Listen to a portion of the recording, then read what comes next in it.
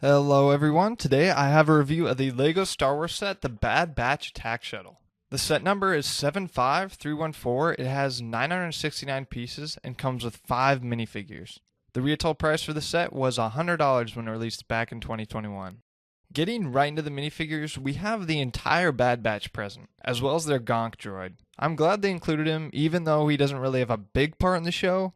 It's a fun inclusion and I definitely think it helps the set. Looking at our actual minifigures, we have Hunter, who looks really good. They included a knife for him, which was a great choice, and they even gave him a hairpiece. The hair looks a little off to me, but it's close enough, and it's a neat inclusion that allows you to display him with his helmet off and show both of his amazing face prints that are so iconic to his character. Next up is Tech, whose helmet is a little oversized, but I think they did the best they could. The printing all over this figure looks fantastic.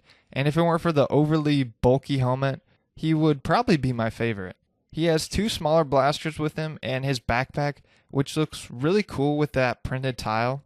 I do find it a little interesting though they gave him a brick built pack and no one else, because they all kind of have those bigger backpacks on the show. But it does fit Tech a little bit better, so I think I can understand the reasoning. Tech also has a hairpiece and a dual-sided face, which is always a welcome inclusion. It's always nice to see their extra commitment to the characters. Echo is here as well, and he's looking great just like his brothers. I love the extra detail they gave him on his mechanical arm.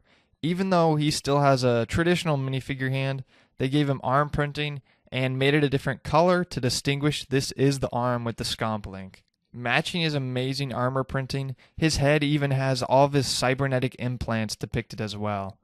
They really went all out with this figure and it looks spectacular. The lovable Brute Wrecker is equipped with a heavier blaster and a bigger chest piece to make him have that body style closer to that of the show. He looks like an absolute unit and his helmet print is very menacing. Under that helmet is another great face print too that just captures him perfectly. They really nailed these face prints in this set. Our last figure included is Crosshair.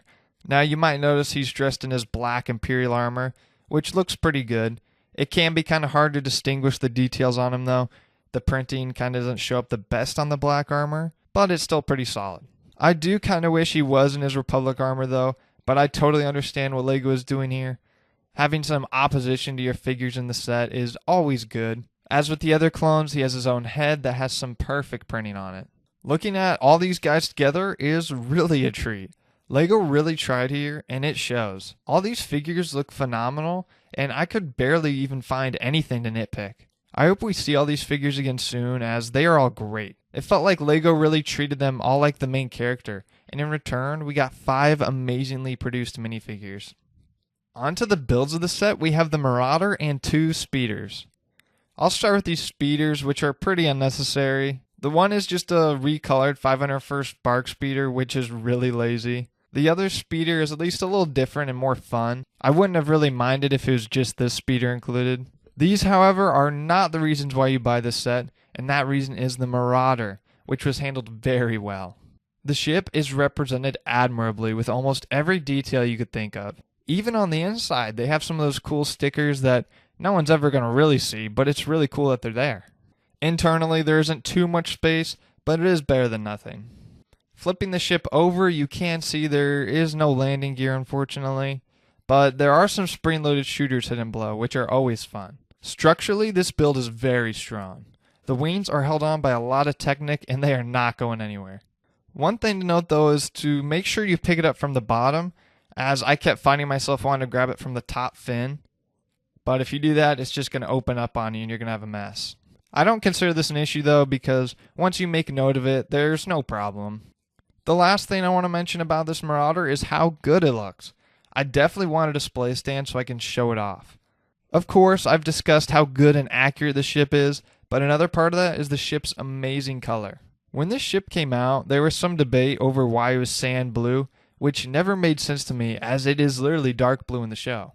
I think sand blue was the perfect pick, and it elevates this above all the other gray Star Wars ships we're used to getting. Looking at the entire package here, I'm very satisfied for $100. The Marauder is excellent, and I guess the speeders are an okay inclusion.